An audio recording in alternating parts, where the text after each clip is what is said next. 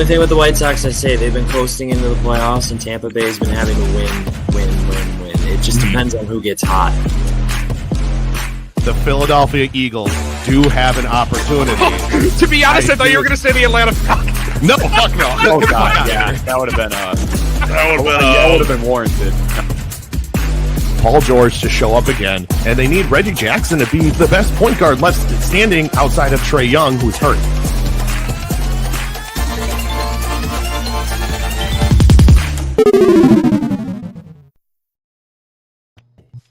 What is going on, guys? My name is Kyle Davis, and this is MV3. I'm here with Cory and Keith today. How we doing, guys? Doing good. Happy Sunday. Happy Sunday. I know you guys haven't seen us in a while. The last time we recorded was Sunday for our live show at Thirsties, but we're back. Some scheduling issues we'll figure out, but we're going to keep bringing you more and more episodes. And today we got a nice variety for you. We're going to chime into a little bit of basketball a little later. But right now, yesterday, a lot happened in the world of college football. Big shakeups happening. Utah took down Oregon in a convincing blow, and that wasn't the only convincing blow that happened. Ohio State absolutely destroyed Michigan State.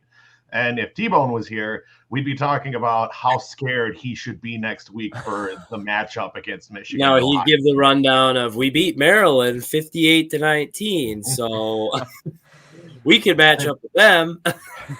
Well, the thing is that he in the group chat after the 11 o'clock games were over, we were talking about the Wisconsin game a little bit because holy shit, do they have a weapon in Braylon Allen? Oh, he's nuts. God. He's the next one. He's the next. We got the Still 17 years old too. Jonathan Taylor's now him. And the thing is that when Ches Malusi went down, everybody was like, oh, he's going to get tired. He's going to get run down in all of these games. I'm like, he's 17 years old. He's not going to run out of energy. The man, there was a video during the game of him squatting 650 pounds, which is absolutely insanity. I was looking at his Twitter page last night just for the hell of it, and that's all he does. Like, he just is a freak. Just a complete freak. Yeah. And it's good to see that Wisconsin's finally getting back to what their core is. And I know they had a rough go for the beginning of the season, but I think they've realized that Graham Mertz is not a 5-star caliber quarterback. And they've realized that they just need to get back to what they're good at, which is running the ball and playing really good defense. Granted, it wasn't an easy game against Nebraska because, I mean, Nebraska competes with everybody. Everybody, because they faced Ohio State. I think they faced Penn State as well. I saw a stat yesterday when watching at the end. They lost 7 games by a combined 42 points. And now 8 games by a combined 49. Which is nuts. They are the best 8-loss team I've ever seen. 100%. Because their largest margin of loss was to Ohio State, and that was 9. And Ohio State just routed Michigan State by right. Yeah, there you go. So I mean, I know we talk about Wisconsin a lot on this podcast, but it's for good right. We live in Wisconsin. They have an opportunity here, and I think the matchup that Ohio State, if they win next week, should be terrified to face this Wisconsin team because that is a team that can, 1, run all over Ohio State's defense, and 2, run up against a really good defense. I wish T-Bone was here because me and him would be at blows right now. He would have cut you off by now. I'm a little, I'm a little worried about us playing Ohio State again. I mean, like, look at Kenneth Walker yesterday. Like, I mean, I don't know if we can keep up. I just don't. I'm losing hope on that after I saw what they were doing. The only way I can see the Ohio State game getting out of hand is if they put the ball in Graham Mertz's hand a lot. We're screwed. Right. Yeah. And I mean, what they have to do is control time of possession. We talk about this against like Patrick Mahomes and Aaron Rodgers. The ways to beat these offensive heavy teams is to make sure they're not on the field. And if that's the game plan going into the Big Ten championship game, assuming that both Ohio State and Wisconsin make it there, I honestly can't want toss Michigan out. I'm rooting for Michigan very hard next week. Yeah. I might would come on the show with a Michigan shirt on if I can find one. Just for I'll take them over Ohio State any day. Let's go Wolverines. I want to put this out there because I know I talked about this briefly last time we did the college show. Is there a world where you don't have either Big Ten teams represented in the playoff, Michigan and Ohio State?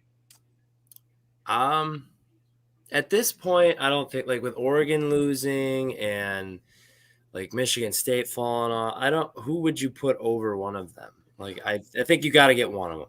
Mm-hmm. I do understand that, but think about this world, okay? Mm-hmm. I can't bring up anything today, apparently. Think about this. Think about Michigan defeating Ohio State. Now Ohio State has 2 losses. Granted, they're both to top 5 teams. And then let's say Wisconsin goes on and beats Michigan in the Big Ten championship game. Then you have 2 Big Ten teams with 2 losses. I honestly would think Michigan would get in. If they lost to Wisconsin, which would rectify one of Wisconsin's I think they losses? would because they beat Ohio State. And I think they held Ohio State to that pedigree. That's just my thought process. I almost think next week is a play-in game. I have to agree. I do love that scenario I threw out there last week to you and T-Bone. I don't think T-Bone was fully understanding what the concept was because he was so hung up on talking shit about Wisconsin that, like, let's say Ohio State loses, like I said, and then Michigan goes on and loses to Wisconsin in the Big Ten championship game. I still think there's a way that Ohio State makes the playoff, depending on how the Michigan game goes. What is that way, though?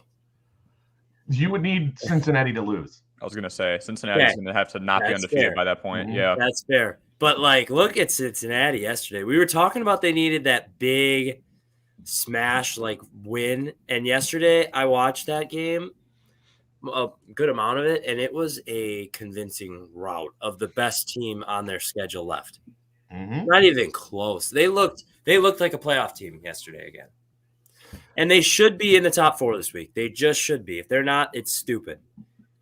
It's just stupid. Okay, so we can agree the ACC is dead, correct? Dead.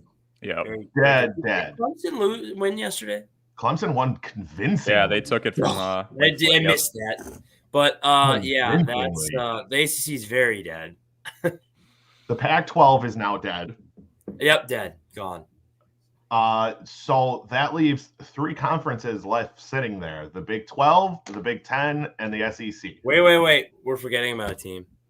Notre Dame. I was going to say, can we count Notre Dame out? No, especially if the Big 10 implodes? No, we cannot. Their only loss is to Cincy. Yeah. Who is, I think, Cincy will be number 4. That's where you get your no Big 10 teams. I was thinking, if Notre Dame sneaks in there, Cincy makes it as well. Like, if Michigan, Ohio State, the winner loses to Wisconsin, I think we could wreck it for the Big Ten maybe, because then you're looking at Notre Dame. You got to give a serious thought to. They're a 1-loss team, and right. And if you put Cincy in, they might get in too. Georgia, Alabama, Cincy, Notre Dame. That would be a hell of a loss for them. Like, could you imagine seeing Cincy and Notre Dame play in the college football playoff though? Well, they would. I think it would be like, what would it be? It'd probably be Bama. 1-4-3-2. Yeah. So are we Bama's getting in with 2 losses? With 2 losses, it depends on how bad the loss would be if they lost to Georgia. They're lining up to play Georgia, right? Yes. So if they lose, I think it's a lock. I think with yesterday, it's a lock now. I kind of think so too. I think so. Unless they would lose to like Auburn. Unless they would lose to Auburn next week. No, I still don't think that matters. Really? Because they only have 1 loss in conference, Alabama, and I'm pretty sure number 2 has 3 losses. What is the SEC standings right now? I'm looking it up right now. Oh, okay. Ole Miss can somehow wiggle their way into there. Yeah, that's true. Because Alabama's 6-1 in conference, and Ole Miss is 5-2. I got to see. Did they play each other? They did. They killed them. Alabama killed them. So Alabama has the tiebreaker. So Alabama is a lock for the SEC championship. Yeah, Alabama. We have that set. We have it set. Okay. If it's close, I think they both make it. So but like, here's the thought: they are in no matter what we just said for the SEC title game. Mm-hmm. But let's say they lose next week to Auburn. it's doubtful, but let's say they lose to them. Then if they go play Georgia and they lose again, or they lose another game, that's 3 losses. Then there's no way. Okay, so here's I think that's when you really see that. Then you could see an Oklahoma State. Here's how Alabama makes the playoffs. There's so much that could happen. If Alabama wins the next week, they're in. Because unless they get destroyed by Georgia, which I don't see that happening because I don't think Georgia has that good of an offense. And a good defense, like we've seen like with Wisconsin, is only good for so long. Like you can only hold good offenses down for so long, even with a phenomenal defense. So I think Georgia's a lock, obviously. They could lose next week and the SEC championship game, and that would still put them 4th. Yep. Oregon's out. We can throw that out. Ohio State is almost a lock. They are not a lock because if they lose to Ohio State or if they lose to Michigan and then miss the Big Ten championship game, it's gonna be up in the air. Yeah, that one's up in the air. Because that Oregon loss too, it's not looking as good as it once did. Right. And the way these standings, I think, are going to shake out. Michigan State's going to drop probably lower than Wisconsin is right now, if I have to be honest. After that crap? Yeah. Maybe. Oregon is going to drop at least 10 spots as well, which means your top 10 is going to look in some form or order. Georgia, Alabama, Ohio State, Cincinnati, Michigan, Notre Dame, Oklahoma State, and then did Baylor win last night? They did. They beat Kansas State by 10. Yeah. Oklahoma State, too, is around. Right. And even Baylor, I don't think Baylor – let me look at their standings, too. Yeah, we got to look at what would be the Big 12 title game? If it happened today, it would be Oklahoma State. But one of those teams have to lose. One of those teams have to lose. Yeah, they play each other next week, I believe. So – oh God, there's so much stuff I have to look. It would be Baylor and the winner of the Oklahoma State game. No. Oklahoma State beat Baylor this year. So if Oklahoma wins, it would still be Oklahoma State. If Oklahoma State wins next week, it would be Baylor, Oklahoma State. That's the game I want. That is the game that I think everybody wants because I think Baylor would repeat against Oklahoma. Yeah. But oh man, who is Oklahoma's quarterback right now? They keep switching between Rattler and. Did Williams play yesterday again? I think he did. Yes, because I remember seeing he rattled off like a 60-yard touchdown run. I see. Okay. Yeah, they beat Iowa State only by 7, and they've struggled all year. Okay. I think the Big 12 has a shot. I think the Big 12 has a shot still, but not if it's Oklahoma.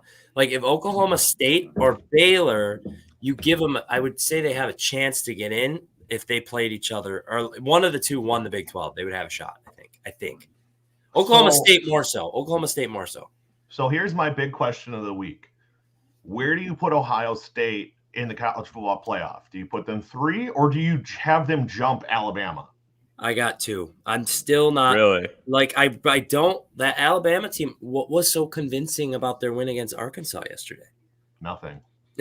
And we keep saying that about Alabama, but they keep put it 2. Well, look at Ohio State yesterday. That was one of the most convincing wins I've seen all year against a team that's way up there. That's just my thought. I would take Ohio State 2. Right now, they're the second best team. The best win on Alabama's schedule is Ole Miss. They won 42-21. Their other ranked wins were when they were ranked. Miami, Florida, who they barely beat, and we've realized that both of those teams are not good. Very bad. And then Arkansas. And Arkansas has had such an up and down year. They could have easily won that game. Yes, that's what I'm saying. So I don't think 2 and 3 matter that much because both of them would still play each other in the college football playoff. But if I had to make my stake right now, Ohio State would be number 2 with a bullet. Yeah.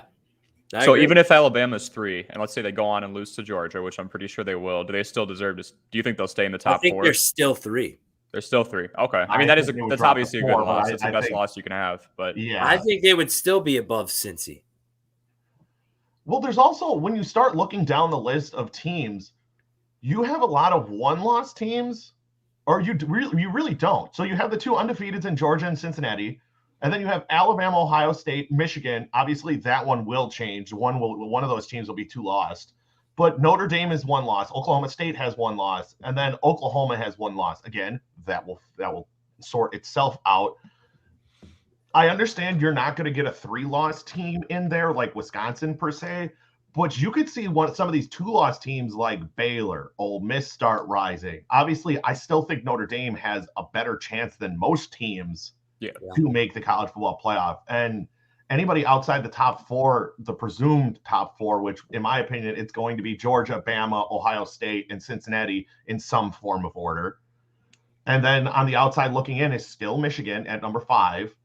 I would put Notre Dame at 6, Oklahoma State at 7, and I think Baylor jumps all the way from 11 to 8. I can see that. Problem at Notre Dame too is their schedule like is supposed to be great, but like those teams they've played, they all fell through. Yeah, they all fell through. Like next week, their last game, they don't get a conference title game, obviously. So next game, their last game next week is Stanford. Like who beat Oregon? Yeah, I know. Well, yeah, but they are. I mean, I don't understand. Stanford's bad. Stanford beat them by at least like 35. Like, look at they beat 3-8 Georgia Tech yesterday. Like that's not saying a lot to me. They beat them 55-0, but I mean, Georgia Tech didn't Georgia Tech beat Clemson this year? Probably. I think that was like their first loss of Clemson's first loss of the year. But they're 3-8. They're not a good team. Clemson. No, Clemson won 14-8. Oh, what a ball game! What a ball game! Sad I missed that one. Yeah. So we've already said. So I think Clemson will be ranked this week. Like 8-3 doesn't speak to what Clemson still is. Clemson's still a good football team. They just happen to be looked at as, all right, you have 3 losses. You're fucked. Well, and look at what they've done the last 3-4 years. I mean, that's also a standard they're being held to. The ACC, I know, doesn't matter at all right now, but so it would be Wake Forest versus Pitt in the. Is that updated with that Wake Forest loss? No, I don't think so. I was going to say it's going to be Clemson, I think. Then no, it's why the hell is this say? No. Wait. It's not. There's no way this is updated. No, yeah, they lost to North Carolina too. They lost to North Carolina and they lost to Clemson, right? Yeah, so I'm pretty sure it's Clemson versus. So Clemson Pitt currently holds their fate, and it's Pittsburgh. Pittsburgh is going to be representing the Coastal. Yes. Doesn't matter, but it doesn't matter because could be a good game though. I think it'll be a great game. There's a lot of good games coming up on the slate this coming week, though. Oh, this week's awesome. It's my favorite week every year. Rivalry week. Thanksgiving. They play a lot of games on Friday too. It's awesome. So they haven't announced the Wisconsin-Minnesota game. Have they announced the line though? Let's see. They have not. I would assume that the line is going to lean heavily towards Wisconsin though. They'll probably get like 6 or 7. I would say. Yeah, I would say that's probably accurate. Bet that. But all Wisconsin has to do to make the Big Ten championship is win. That's all they have to do. Yep. Iowa to make it in, they need to win and have Minnesota win. But I think that's how it goes. They stink. Iowa folded so bad. Stinks. Oh my gosh. They had the world in their lap like 3 weeks ago? Yeah. And they stink. They were as high as number 2 in the fucking country. They even got Penn State without Clifford. They just got everything served to them on a platter. They earned some stuff too, and then they just go on. Look at Cincy playing at East Carolina. The Cincy of things is still so difficult for me to wrap my head around. Yes, I understand they're undefeated, but what's going to happen? Carolina's won 4 in a row to give them some credit, so that's nice. Georgia's got to be rooting for Cincy to be 4. 100%. Because the bloodbath that would be is ridiculous, and then they get whatever's left of Ohio State, Alabama. Yeah, it could be. This is now me assuming what the college football playoff is going to be. Georgia Tech next week. Wow, that's. I want to talk about a bloodbath. The yearly bloodbath. Georgia Tech. How do you as Georgia Tech? How do you go get murdered 55-0 by Notre Dame, and then guys, we got to play Georgia next week? How do you even do that? I want to know what the conversation in the locker Yeah, room what is. is What's the coach saying? with that team? Like, let's go score next week. We're Even if it's their 3-8. backup team. All right, and guys. we just gotta go get our asses. If we score 3 I'll points, get you guys ice cream. I will be a happy man. Yeah, and then our season's over because we're so bad. We're 3-8, and we're not going to a bowl game, and our only wins are against Duke and Kennesaw State. They actually did beat North Carolina. I'll give them that. All right. So, last quick thing to ask, because I know I've said it a couple times who I think the top 4 is going to be this week, but that's not what I'm asking. At the end of the season, who do you think makes the playoff? Obviously, Georgia number 1. Give me 2 through 4. I'll let you go, Keith. Okay. I'm going to go. I've been on this train the whole time. I'm going to Ohio State. I think Alabama will get the 3 because Auburn, I had hope in Auburn. I really did, but they've fallen off so much. They are a bad team to watch all of a sudden. And then 4, right now, I'm going to say Cincy. I just don't see them losing, and I don't see anybody skipping over them and actually have a fighting chance. So I think that sounds pretty chalk right now, I would say, but that's where I'm going. I can't see any of those teams losing again other than Bama to Georgia.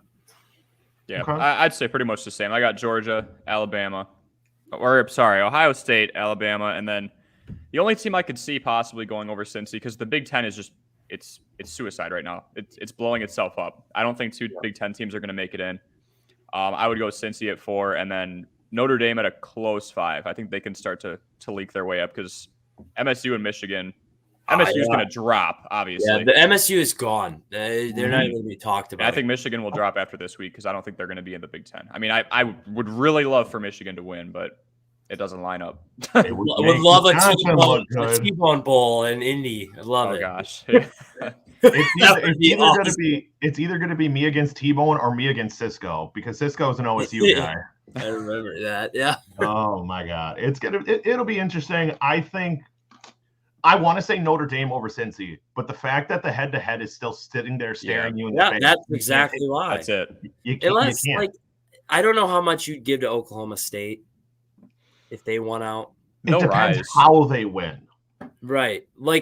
Could it come down if they win out, which I feel like they're not going to win out, but if they did, would you go, then would it be like Cincy or Oklahoma State? Then who gets? I think it'll be those 2 and Notre Dame probably fighting for that 4 spots. But if Cincy keeps winning, expand the playoffs. I agree. Oh. We need 8. We absolutely need at minimum 8, but they're talking about 12. I wouldn't mind 12. 12 and Wisconsin's in this year. Honestly, I would have a fighting chance. We'd have a fighting chance right now. Think of some of these matchups. These are just we go through this every week, and it hurts my feelings because it does. It's so. But I didn't get to do it because T-Bone kept cutting me off. Yeah. For the 12 team scenario, obviously these are not ranked currently because they haven't released them yet. Right, but it would be great. It would be Cincinnati versus Ole Miss.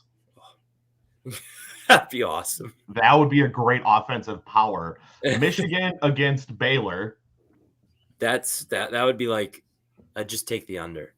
Yeah, obviously this matchup would not hold. Obviously this matchup wouldn't hold because both of these teams are going to drop. But Michigan State, Wake Forest, and then Notre Dame, Oklahoma State. That's kind of what we were just talking about. Notre Dame versus Oklahoma State. That's what we want. A bad matchup. And then obviously the first 4 teams, the top 4 teams would get a bye, and then they play whatever's left. Right. Where's Oregon going to be ranked this week? Out of the top 10, you think? I'd say 8, 7, 8. 8? Mm-hmm. They got ran off the field. I know, but I mean, it was still a ranked loss. States, but I would say maybe 10. 10, okay. I think they'd be dancing with Wisconsin around the 12. Keep in mind, Michigan State's out too. They definitely could be, but I'm going to go 10. I think they'll dance around that 12 spot with Wisconsin because I think Wisconsin's going to go up 2 spots to 13.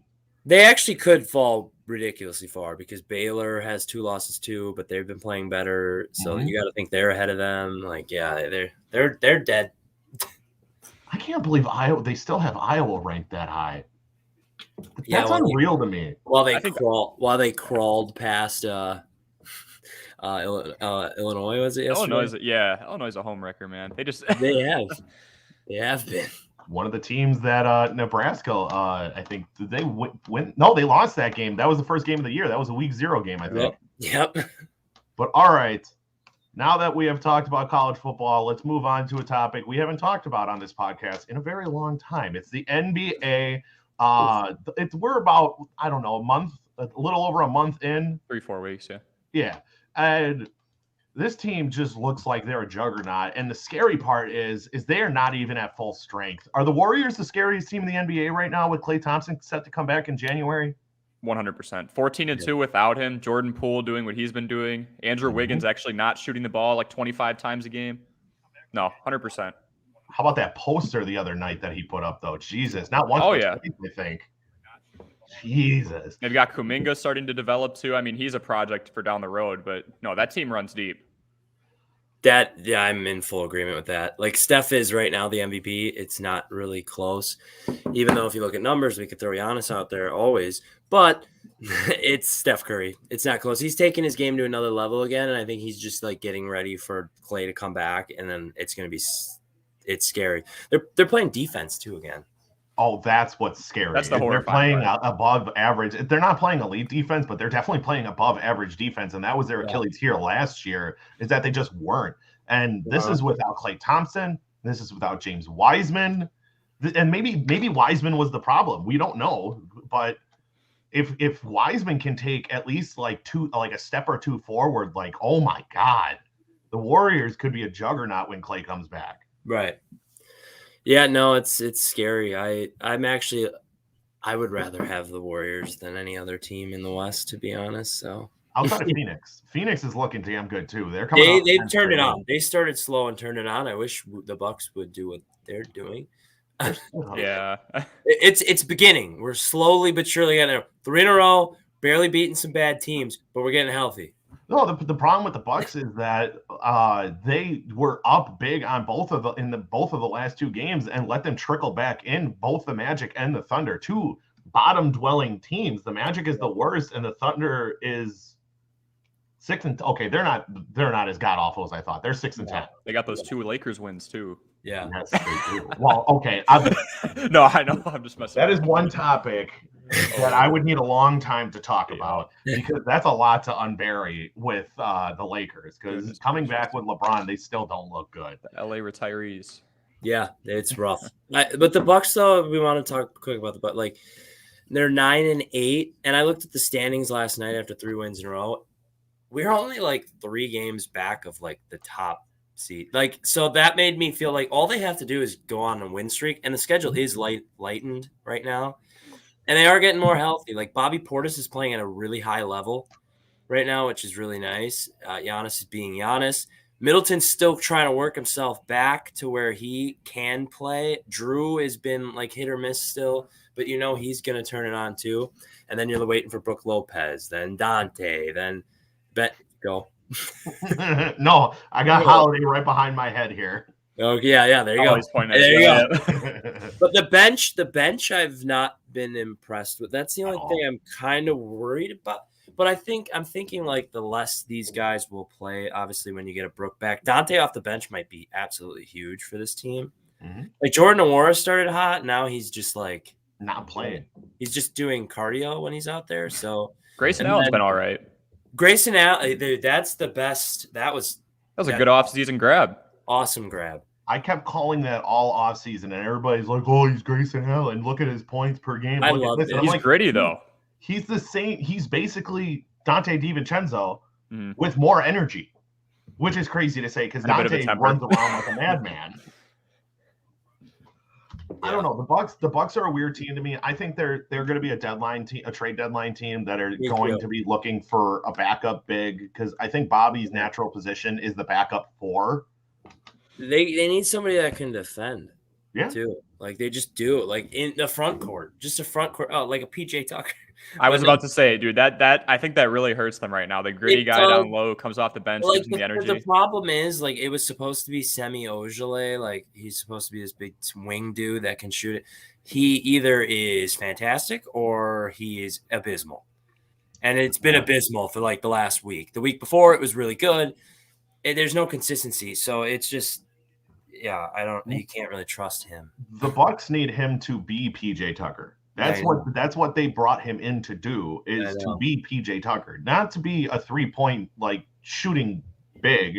And he's not even that big. I think he's like 6'7" or 6'6" or something. Like a wide body. Oh my God. It's a truck. Jesus. Real quick, a topic I want to touch on is what is going on with the Pelicans and Zion? Oh, I biggest losers going on right now. Yeah, right. The man tipped the scale at over 300 pounds and like out of shape. Like, could he be a bust in a year or two? He could, but like I have a bone to pick, like just with the Pelicans. How in the world do you let like your best draft pick ever, your number one pick that you died for?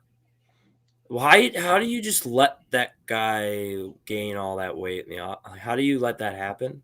Not keep an eye on him at all. Yeah, like what are you doing as an organization? Like you wonder why you're in the situation you're in. Like you have Brandon Ingram, and they're like with Zion and without Zion, that team is like bottom feeder without him, and like middle of the pack with him. He's that important to that team. Mm-hmm. So how do you let that happen? I don't get it. It doesn't make sense. It makes no sense. I would be absolutely furious if I was a Pelicans fan. Like, it's just a joke of a franchise right now. So moving on. So in the offseason, they made a lot of rule changes, like outside of what they normally do. They made like 3 or 4 rule changes in the offseason. Obviously, a lot of the changes were to stop offensive players from drawing defensive fouls and blocking fouls, reaching in and stuff like that. And obviously, it's been a topic of discussion for the first whole month of this season. James Harden's free throw numbers were down exponentially. Trae Young's numbers were down a lot. But the thing is you have to at least adapt. Like, yeah, you've made your career drawing fouls in James Harden, but he's starting to figure still out a few ways to get to the free throw line. And I guess my question is, how has the new rules affected the NBA, looking at players trying to do that like half like pump fake and then kind of lean in? Yeah, the bullshit. Like Chris Middleton, we can't call it that much bullshit. Chris Middleton does it all the time too. He did, and he got away with one the other night. He actually did it, and they called him foul. But no, but actually, like, and I know I love Middleton, but like, it's so much more enjoyable to watch the games. Like, they're kind of letting him play a little more too, so it's way better. And watching Harden cry all the time is fun. Oh yeah, it's just like I don't know. It's way better for the viewer because like when you watch basketball and how you teach kids how to play, you don't teach the pump fake, throw your body into a guy, and then they'll just give you a foul. And then they'll just give you a foul, and that's how you get to the free throw line, kids. Like what? It's just stupid. Well, and I've seen a lot of videos on Instagram of like James Harden driving to the hoop, a couple like on Bam Adebayo, where it's very clear that he's going to drive and then going out of his way to hook the like get under the arm of Bam Adebayo and then like move upwards and then go to the basket and just launch up a random shot. And they're just not calling it anymore. And thank God they're not calling it because they're cheap fouls. They're cheap fouls that aren't even fouls. They're going out of their way to get fouled. They're not even fouls. Yeah, no, it's so much better to watch. Like it really is. Yeah, you got. I think there's been less whistles. Like the one thing they got to get rid of. Next rule change: get that stupid when they're killing fast breaks. Guys are making this smart foul when it's 3-on-2 and they just foul a guy, just grab him. Like that ruins the game too. Do the Euro rule. We did it in the Olympics. Why can't we do it? We can change rules. We did it last year. We can change rules more. Do it again next. The next one. Yeah, because if you foul them that way, then you get 2 shots. That's how they did it in the Olympics. That's the Euro rule. They'll stop doing it. I guarantee you. Oh yeah. It's just stupid. Like it. And what do fans want to watch? Fans like fast breaks. They like watching the highlight plays. They like watching the dunks. So the 360. Yep. That sucks for the viewer when Giannis is running a 2-on-1 and they just grab him. 100%. Because you know what's about to come with Giannis on the fast break. It's probably going to be some crazy Euro step or a spin move. Or a borderline free throw line dunk. Like yeah. And then you got but like in the guys making committing the fouls, it's smart play. Like I would do it too. Like it's a smart 100%. play. If the other team's not in the bonus, well, fuck it. Just take the foul. All right, I got my second foul. I get 6. Who cares? Giannis didn't dunk on my head. Exactly. So the last basketball topic is it's the Brooklyn Nets, and more specifically, I've been listening to other stations. I'm not going to name them because we don't hand out free ads here. But a certain person at a certain station has been saying, "Oh, woe is KD. I feel so bad for Kevin Durant, all of this because Kyrie abandoned him and did all of this and like betrayed him." And I'm like, okay, 2 things. One, if you're Kevin Durant and you are claimed to be at the beginning of the season the best player in the league, you should be able to still overcome it. Mm-hmm. You should still be able to put up your numbers and assist your team. And you know what? He's not by himself. He has a former MVP on his team in James playing Harden. like a loser, by the way. 100%. He's still doing good for me because of that rule change. Yeah, He's still doing good in fantasy. Isn't he under 20 points a game right now? He's like roughly at that 20-point mark, but he's still putting up like 7 rebounds, 8 assists or something. Well, yeah, but Harden, like without Kyrie, he's got to be in the 20s. Like he just has to be. Oh, 100%. Oh, yeah. I agree. Yeah, and I don't feel bad for KD. Why would I feel bad for KD? Like I would not feel bad for KD ever. But I get the point on like Kyrie just literally like it's kind of shit. Like if you watch the Nets though, they don't have the pieces to beat the best teams without Kyrie. Mm-mm. And with the new rule change, speaking of the new rule change, like that lessens James Harden as a player. 100%. So if you don't have Kyrie, what are we banking on here? We're banking on Blake Griffin or what? Mm-hmm. Like what LaMarcus Aldridge, like Patty Mills, Paul Millsap, like the retirement home. Like what are we doing here? Patty Mills. So, like I think KD's playing at a high level, but it's hard like against those teams where you got a guy who literally just banked on the refs calling stupid fouls half the time, and then the other guy that you're supposed to be there with, you came to Brooklyn for this guy to like your point guard, and he's just not there. It just literally chose not to be there. Can we put to bed that James Harden is one of the greatest scorers of all time? Because there was a conversation for a long time that he was one of the greatest scorers of all time. Greatest like one-on-one player, I would say maybe. Yeah, but he has a better. But not anymore. He has 2 better one-on-one players on his team. He's got a 7'1" point guard. Like probably. Yeah, pretty much. I mean. And he's got somebody who's arguably has the best handles of all time on his team. Granted, he's not playing, but I would take Kyrie one-on-one against James Harden too. Mm-hmm. Because, like you said, James Harden's game is about getting fouled. Yeah. With this new rule, I don't think he's not even a top 20 player, and I don't think that's much of a hot take even. No. Like he's a good distributor when he actually wants to play his position, but the second the ball in his hand, the play stops. I would say he's been passing well, but like there's a time and a place for that. Like you kind of need to step up. Like your point guard isn't on the team. You need to step up a little bit more.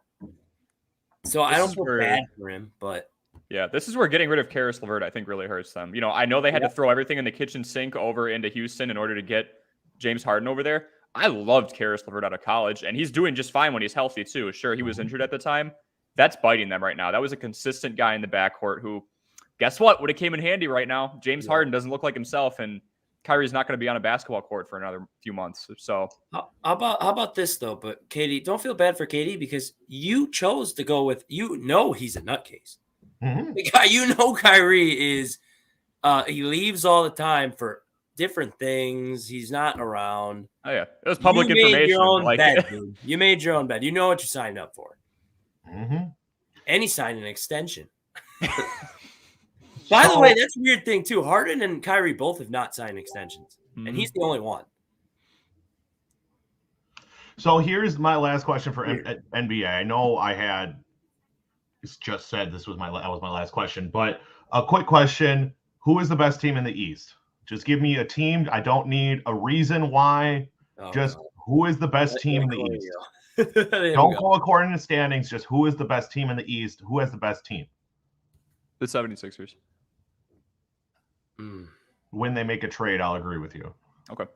When they trade Ben Simmons, I'll agree with you. Look at Maxey right now, man. 25 points a game in the last week. I go 76ers, and then Bulls are like a sliver behind them because they played him twice and they couldn't pull it off. I'm still going to sit here and say the Bucks until proven otherwise because we are not healthy, and we have all the pieces to beat anybody in the East.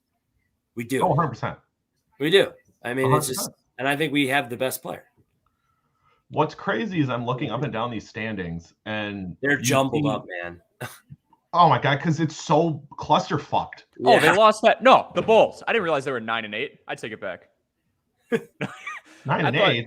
They're 11-5. No, the 76ers are 9-8. Last time I checked, they were like 7-2. I haven't looked at they fell off.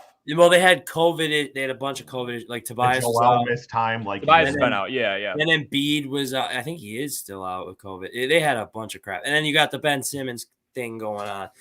Like I said, if the Sixers trade Ben Simmons and get like a CJ McCollum, oh my god, that would be perfect for them. That would be perfect, and then I would put them back. Then I would put yeah. But I don't think it's going to happen because I don't think they're going to trade Ben Simmons anymore. Weird. It is weird, and it's to the point where I don't know what they can even get. They're not going to get much. Yeah, they aren't the best team right now, but I think in 2 years the Charlotte Hornets could run the East. They are a fun team. They are such a backcourt is nuts. They are a fun team. What is it? LaMelo Ball. They still got Scary Terry. Yeah. Miles Bridges. PJ Washington's turning into a stud. Like they have a lot of good pieces. Then they could, when the Bucks start like aging, because you have players like Middleton and Holiday who are 30 plus now. They could be one of those teams that rise up at the right time. But my team is still the Bucks. Until, like you said, until proven otherwise. I think the Bulls do have an opportunity to make some serious noise in the East. They do. I'll admit it. They do. Like that 1-2 punch with Levine and DeRozan that everyone said wasn't going to work. I'm not saying you guys said it, but everyone in the media said, bro, it's a horrible fit. They need to stop. People need to also stop talking bad about Lonzo. Lonzo's crazy. His 3-point percentage has improved every single year since he left the Lakers. Yeah, he's been good. I hate to say it, but he's been good. But we're forgetting about Miami, though. That's true. And with PJ Tucker going on there, Miami has a good roster. Miami Butler scoring 25 a game again. He could be in there too. All right, so we have about 15 minutes before like kickoffs start happening. So we're going to try and rapid fire some of these final topics here. We're going to talk NFL.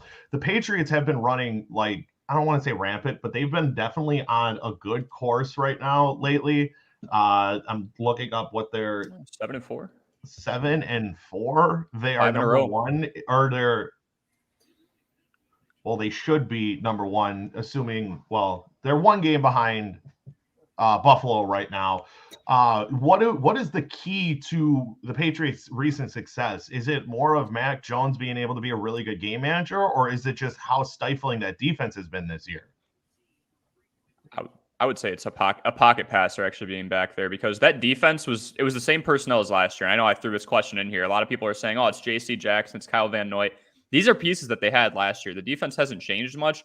The difference is the defense doesn't have to be out there 36, 37 minutes a game because the Cam Newton QB draw isn't working so much anymore. You know what I mean? So I think I want to give a lot of credit to Mac Jones. And they got a couple pieces. They got Nelson Aguilar. Hunter Henry's been a really good grab. Jonnu Smith has been a really good blocker for that run-heavy defense, or the run-heavy offense, excuse me.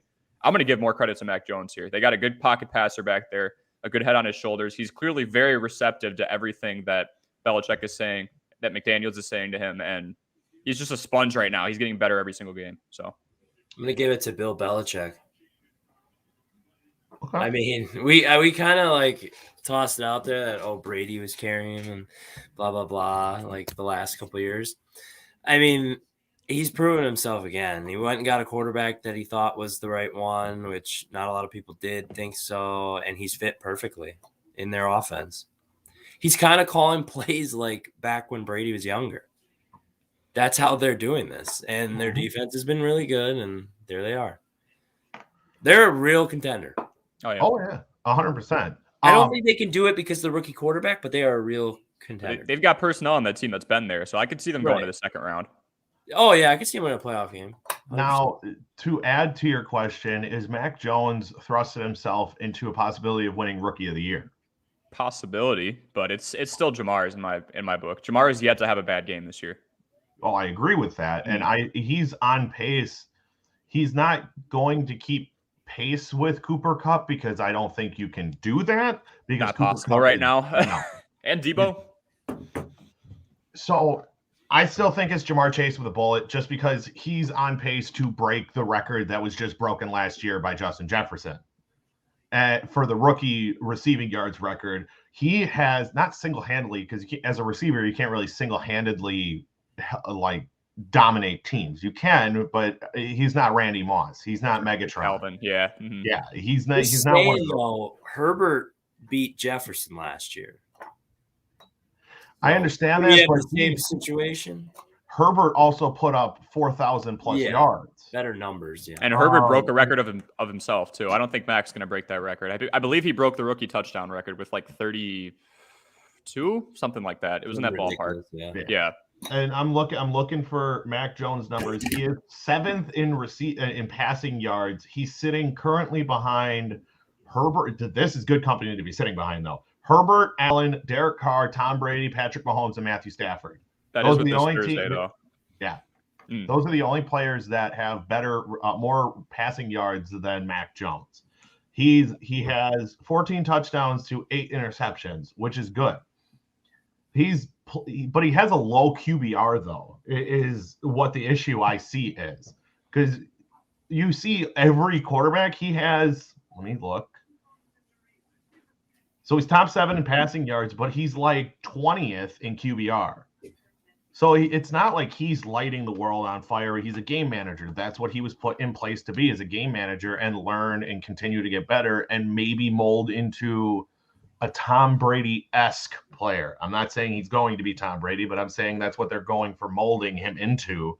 But I still think it's Jamar Chase at this point until he starts lighting up numbers like 300 passing yards, because generally he's only putting up 250, 225, stuff like that. But speaking of awards, who do you guys have in the revolving door of the NFL MVP race?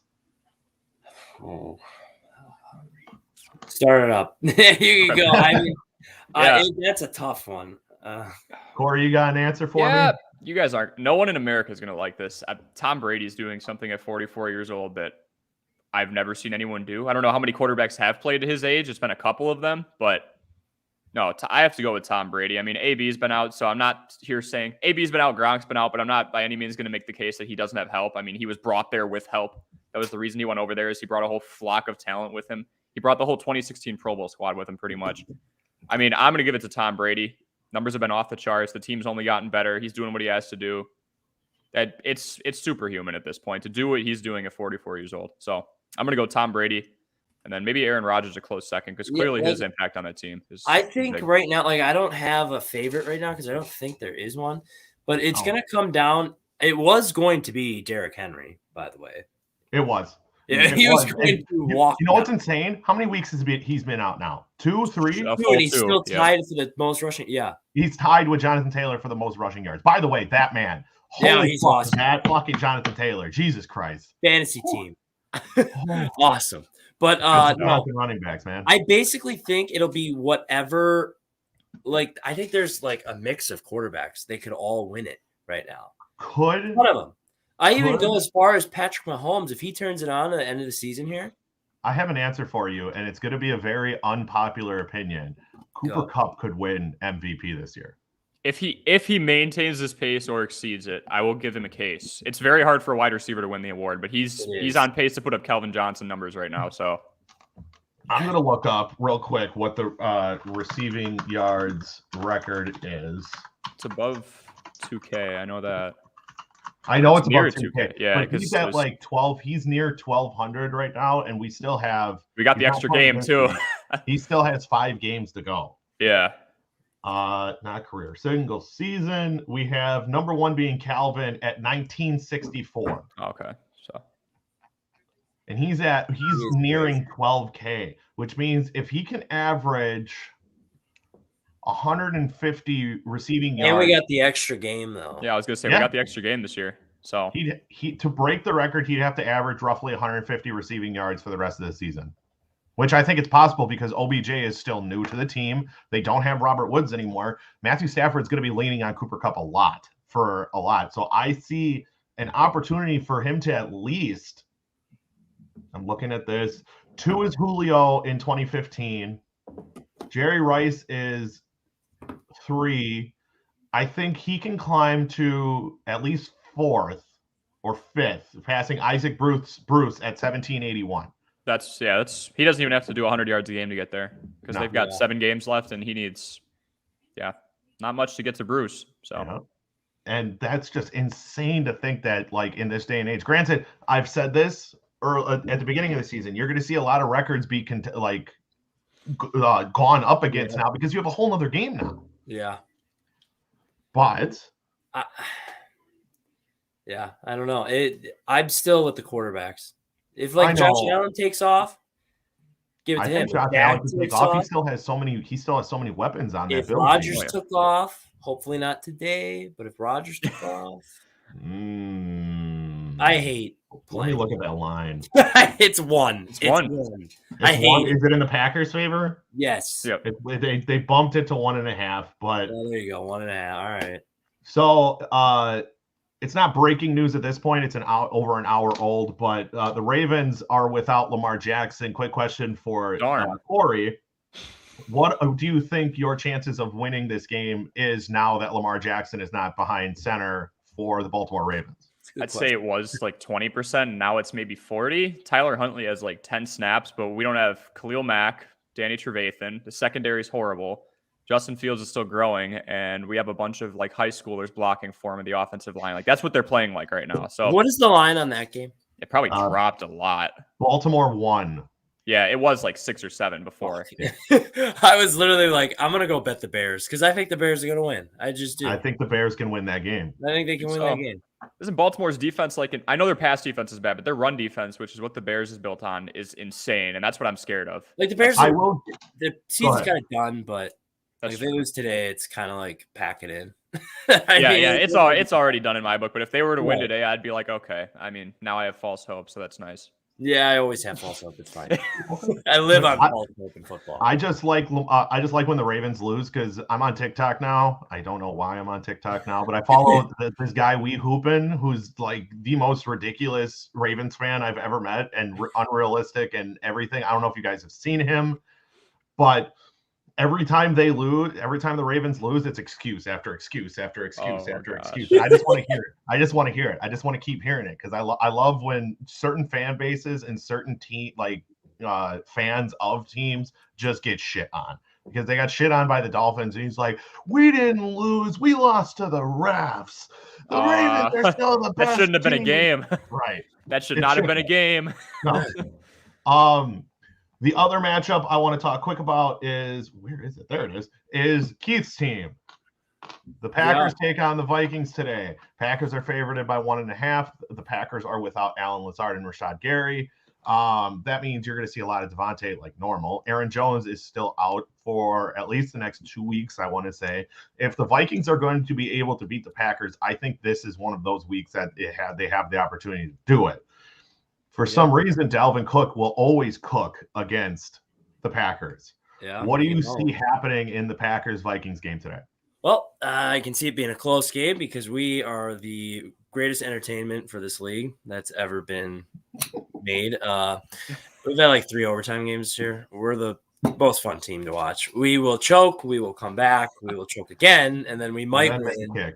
Yeah, and then we might make it. It's been going here and there this year, but it's good. That one line is perfect because Vegas has absolutely no idea, and neither do I. So, it's going to be close. I think if the Vikings can, like they've wanted to throw the ball down the field more lately, and they did it finally last week because you get to a point, it's like you got a really good receiver, throw the fucking ball down the field. Coach.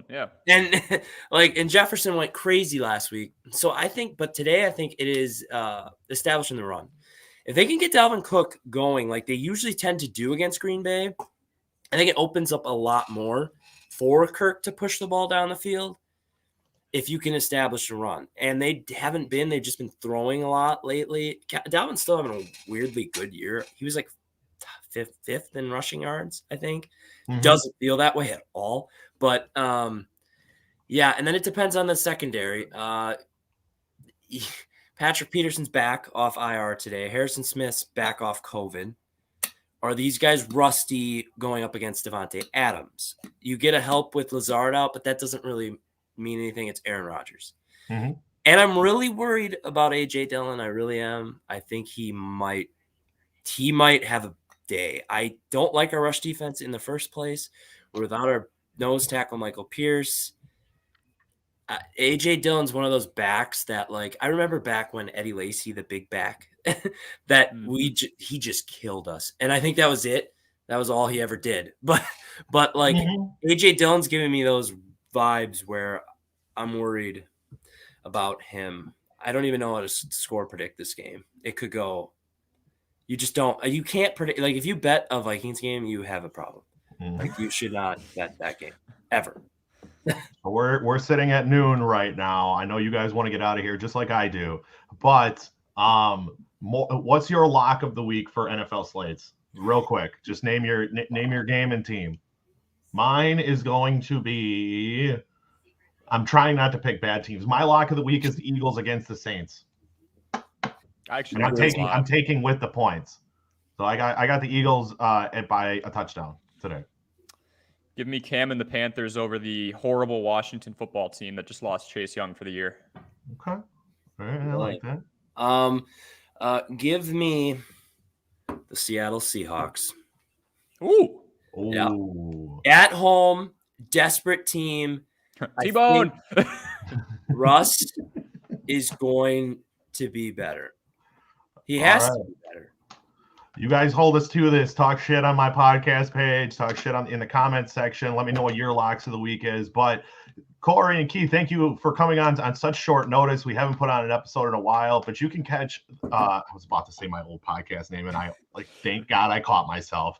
You can catch MV3 on Facebook, Instagram, and Twitter at MV3Pod. You can catch this audio later tonight on Spotify, Apple Pods, Google Pods, anywhere you can find podcasts on Anchor as well. And then check out the TikTok and check out Cory's podcast. He just recently hit 100 subscribers on YouTube, correct? Yes, thank you very much, Kyle. So why don't you go ahead and shout out your pod and what you got going on?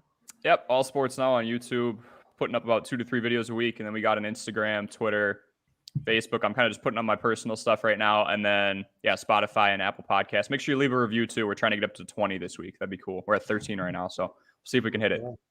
All right. And one of these days, we'll get Keith on for a YouTube video or two so we can get these quizzes back up and going again. Can't wait. I want to do a quiz. Well, for MV3, I'm Kyle. That's Cory, and that's Keith. Enjoy Football Sunday, and we'll talk to you soon. Later, guys. See ya.